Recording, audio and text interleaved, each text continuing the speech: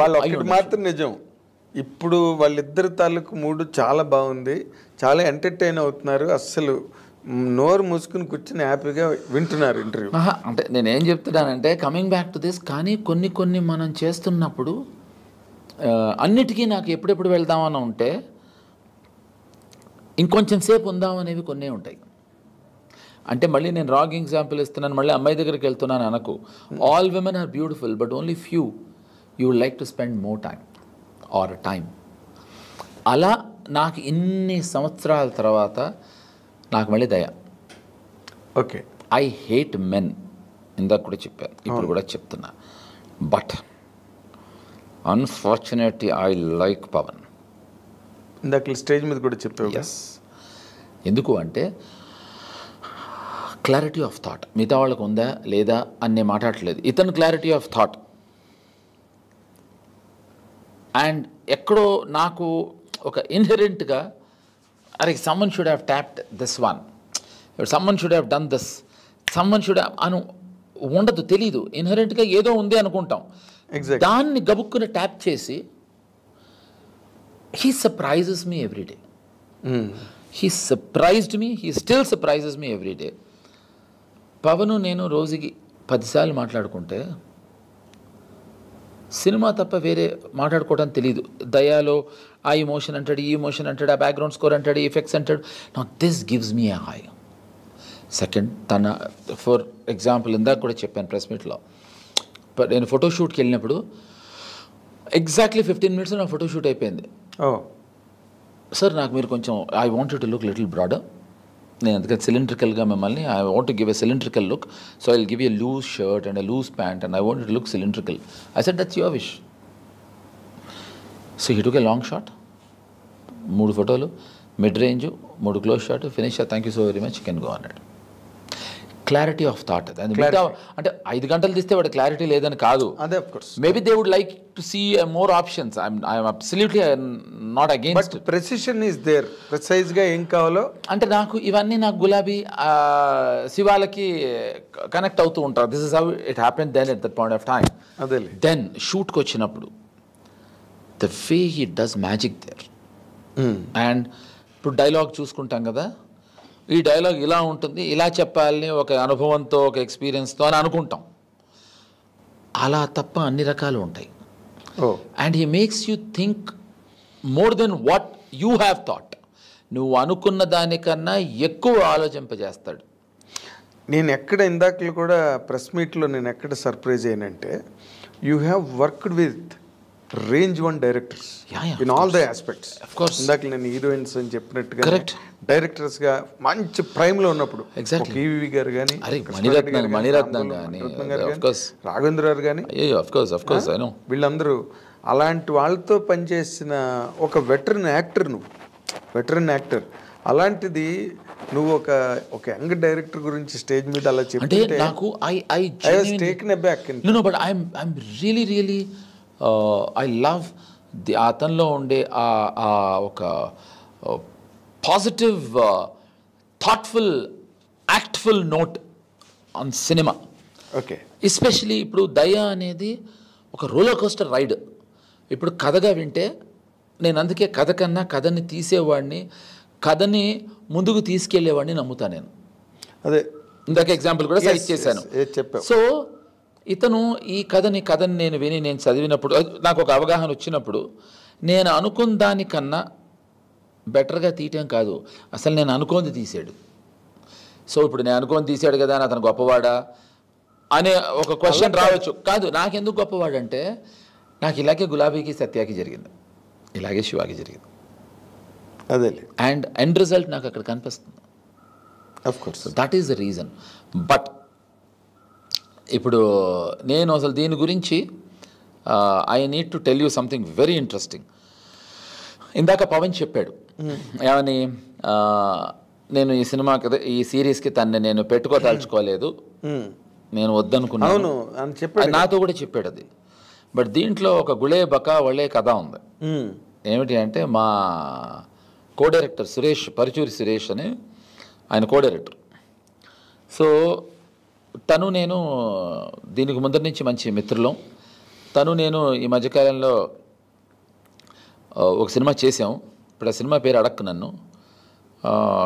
So ఆ cinema చేసినప్పుడు ఆ సినిమా జరుగుతుండగా తను ఈ సిరీస్ కమిట్ అవటం. అప్పుడు పవను ఎందుకు వచ్చిన గొడవమని మనం ఎందుకు వెళ్ళటం తెలిసి వీళ్ళ దగ్గరికి అనుకునే సమయంలో నా పేరు రెఫరెన్స్ వచ్చినప్పుడు యాక్చువల్గా నా పేరు రెఫరెన్స్ ఇవ్వడానికి వన్ ఆఫ్ ద రీజన్స్ కూడా సురేష్, పర్చూర్ సురేష్. ఓకే ఓకే ఎందుకు వచ్చిన గొడవ బ్రదర్, మనకు వద్దండి, వాళ్ళతో వెళ్తే తలనిప్పండి అని తను చెప్పిన మాటలన్నీ వాస్తవంగా చెప్తే it was Suresh who convinced Pawan ఒకసారి కలవండి, మీరు వెళ్ళి కలవండి తన్ని. కలిసిన తర్వాత if you not convince then మాట్లాడదాం అన్నాడు. ఓకే.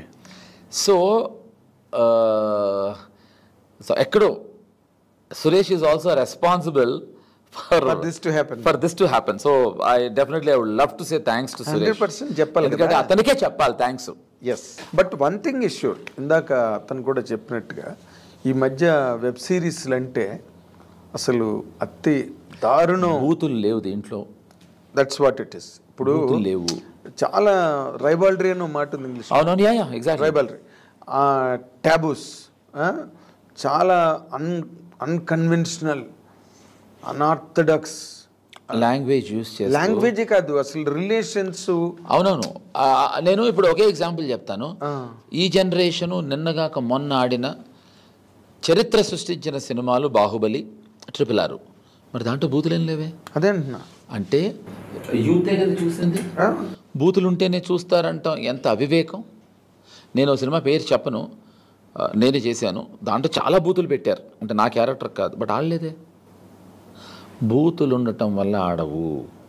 అది ఏంటంటే నీ యొక్క మైండ్ స్టేట్ని తెలియచేస్తున్నది. నీకు కావాలి, నువ్వు మాట్లాడుతావు, నీకు ఇంట్రెస్ట్ ఉంది కాబట్టి పెట్టుకుంటున్నావు తప్ప ఆడియన్స్ చూస్తారు అనుకుంటే అవివేకం. అరే ఆడియన్స్ ఒక ఎక్సైట్మెంట్ కోసం, ఒక ఒక ఎంటర్టైన్మెంట్ కోసం వెళ్తారు. That entertainment can be anything. ఇప్పుడు హ్యూమరే అవ్వక్కర్లేదు, ఎనీథింగ్ క్యాన్ బి ఎంటర్టైన్మెంట్. చట్టానికి కళ్ళు లేవు. నన్ను ఎంత ఎంటర్టైన్ చేసిందో సినిమా. దేవాంత్ కూడా నన్ను ఎంటర్టైన్, అంటే దాంట్లో నేను చిరంజీవి ఫ్యాన్ కనుక అది వేరే విషయం. చిరంజీవి ఫ్యాన్ అను నేనా, నీకు తెలీదా? ఓరి దుర్మార్గుడా. చిరంజీవి గారు ఈ కంప్యూటర్లు గూగుల్ రానప్పుడు నాకు ఫోన్ చేసి పలానా సినిమా ఎప్పుడు రిలీజ్ అని అడిగేవారు. అది చాలా సగౌరవంగా చెప్పుకుంటున్నాను నేను. Okay, I'm biggest fan of Chiranjeevi. అప్పుడు చిరంజీవి గారిది నీది ఒక సినిమా రామ్ గోపాల్ వర్మ గారు చేద్దామని అనుకున్నారు. స్టార్ట్ అయింది, మనందరం అక్కడ కలిసాము, వెళ్ళాము. కానీ అది ఏమైందంటే ఆ టైంలో రాము గారు చిరంజీవి గారితో చేయటం, ఆ సినిమా ఆగిపోవటం. ఏ సినిమా? వాళ్ళిద్దరు చేసే సినిమా. ఓకే. నా సినిమా ప్రొడ్యూసర్స్ అశ్విని దత్ గారు, అల్లు అరవింద్ గారే అవటం. దాంతో అదే ఆగిపోవటంతో దీన్ని కూడా ఆపేశారు. అంతే, no other reason. No other reason. Still I have highest of regards for both Dutt garu and Arvind garu. Okay. And in fact, one of a terrific sense of humor unnadu aina Allu Arvind garu. Ayye baba, terrific sense of humor. Avunu. So I am a greatest fan of Chiranjeevi garu. Ayana ante pichi. Okay. Till date. So nanu indaka Devantukudu cinema లో dialogue పాట కూడా నువ్వు ఇందాక correct. చెల్లెమ్మకు పెళ్ళంట, అన్నయ్యకు సంబరం అంట. నువ్వు ఆ సినిమాలో పాట చెప్పే దాని మ్యూజిక్ డైరెక్టర్ ఎవరు చెప్పగలవా? ఇఫ్ ఐ రిమెంబర్ చక్రవర్తి కాదు, జేవి రాఘవ్ గారు. ఓకే.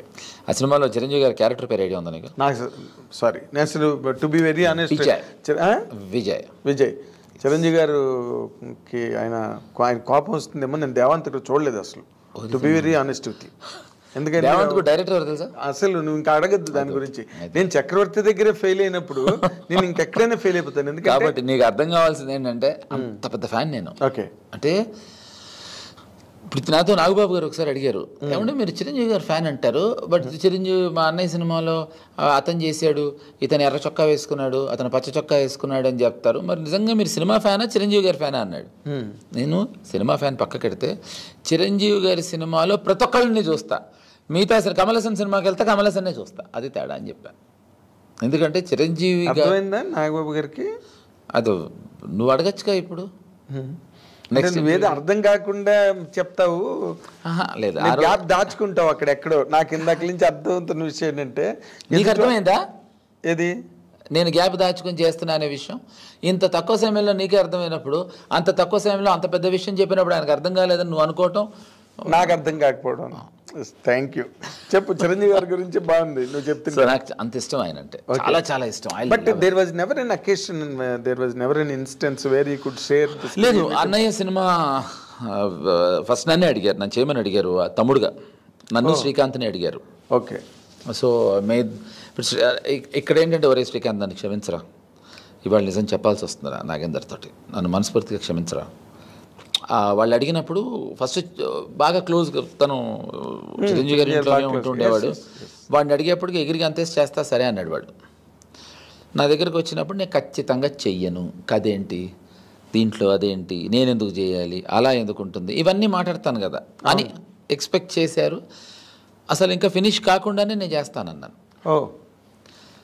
అన్న తర్వాత రెమ్యునరేషన్ ఏంటన్నా, నేను డబ్బులు మాట్లాడిన, అసలు గిరి మాట్లాడతాడు ఫస్ట్ టైం రెమ్యునరేషన్ ఏంటన్నా, ఎందుకన్నారు, నేను ఐ వాంట్ బిగ్ రెమ్యునరేషన్. ఎందుకు అంటే ఆ రెమ్యునరేషన్ మొత్తం నేను చిరంజీవి గారి ట్రస్ట్కి దానం చేస్తాను, నాకొద్దు, కానీ ఐ వాంట్ హై రెమ్యునరేషన్. ఎందుకంటే చిరంజీవి గారిని ఇన్సల్ట్ చేసినట్టు ఉంటుంది. చిరంజీవి గారి సినిమా మనందరం ఫ్రెండ్స్ కదా అని మీరు తక్కువ ఇస్తే నేను అది ఆయన చారిటబుల్ ట్రస్ట్కి ఇలా నవ్వుతూ సరదాగా మాట్లాడి మళ్ళీ మీకే ఇచ్చేస్తానండి, నాకు వద్దండి డబ్బు అని నవ్వుతూ మాట్లాడితే అప్పుడు నాకు శ్రీకాంత్ గారు ఫోన్ చేశాడు. హీరా నువ్వు చేయనంటావు, ధైర్యంగా చేస్తానని చెప్పాను రా. అదేంట్రా అన్న, సోలో హీరోగా సినిమాలు చేస్తున్నాను కదరా ఇప్పుడే, ఇది కరెక్ట్ కాదేమోరా అన్నాడు. అరే శ్రీకాంత్ అని క్షమించరా, నిజం చెప్పేసి అనేవాడు. సో అప్పుడు నేను చేయనని చెప్పాను. మళ్ళీ నేను చేయనని చెప్పలేదు. ఆ టైంకి సంహౌ సంథింగ్ అనుకున్న దానికి ఒక 3-4 months అటు ఇటు అయిపోవటం, అప్పుడు నేను బాంబే వెళ్ళిపోవటం, అలాంటివి జరిగాయి. ఓకే. లేకపోతే ఆయనతో why will I not share screen space with him. Chiranjeevi అయితను ఆయన అసలు మీ అందరికీ తెలీదు, చాలామందికి తెలీదు, ఈ దుర్మార్గుడు చిరంజీవి గారికి చాలా చాలా చాలా చాలా ఆప్తమిత్రుడు. ఆప్తమిత్రుడు అని కాదు, లవ్ హిమ్ సో మచ్. అది ఓకే. ఇక్కడ ఏంటంటే విషయం, ఆయన also loves him so much. అది మాకు తెలుసులే చెప్పు. కాదు